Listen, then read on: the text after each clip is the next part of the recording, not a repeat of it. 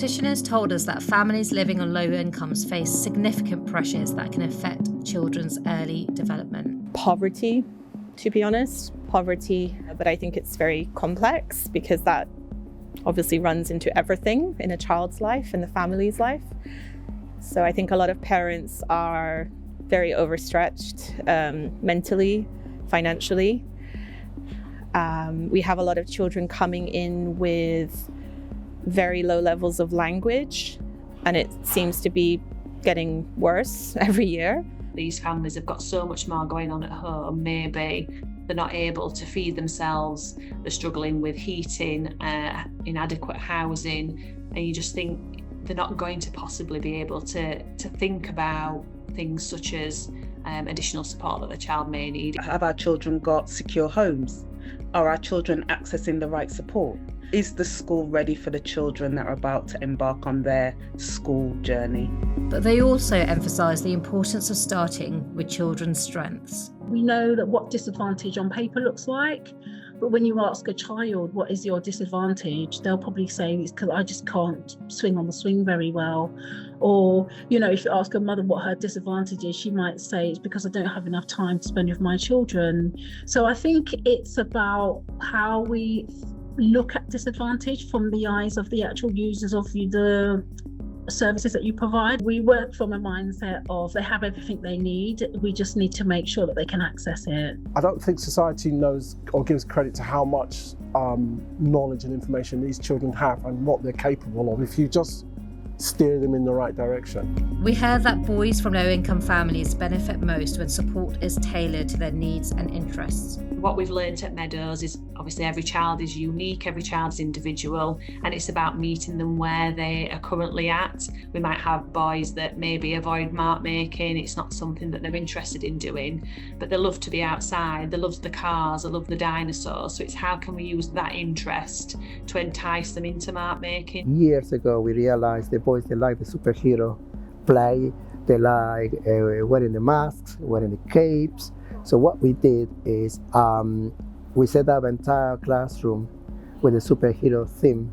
Spider-Man's here, Batman's there, but at the same time we gave the children a lot of resources to write, to develop those physical skills, writing, drawing, reading, listening, focusing, and they did. A lot of our children live in tiny flats, overcrowded flats, 7 members of their family living in a 1-bed, 2-bed flat, yeah? And we have this wonderful outdoor space where they have, so much space just to play and be themselves. So I think it's definitely starting where the child is at, finding out what their interests are, and then having that relationship with the key worker who is the one that gathers this information and then is able to use that to plan meaningful activities and resources that are going to support the children. But practitioners were also clear that effective provision means looking beyond the individual child and taking a family-centred approach.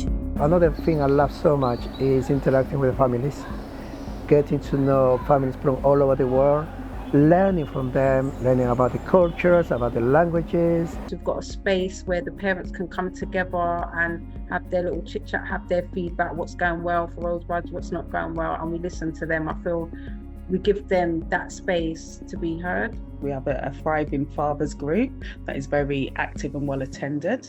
We do a lot of peer-to-peer groups. We also offer access to training and other early help support services. We approach the whole family. It has always been a whole family approach at Meadows. When parents are dropping off children, the key person is there to greet the child, to be an emotionally available adult for the children coming into the setting to help them to regulate.